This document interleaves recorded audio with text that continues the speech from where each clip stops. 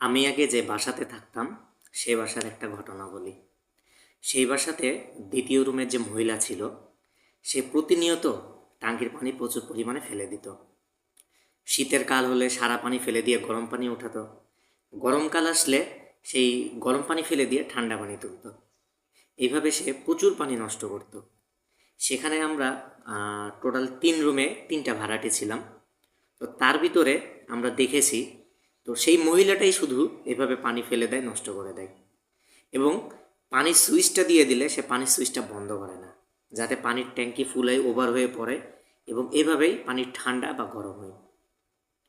তো বিষয়টা কি জানেন, আমি এটা বলবার জন্য আমি আসি নাই। আমার কাছে সবচেয়ে আশ্চর্য লাগতো, সে বাড়ির যে বাড়িওয়ালা মালিক ছিল তাকে আমরা বিষয়টা অনেকবার বলার পরেও সে সেই ভাড়াটিকে কখনো কিচ্ছু বলতো না।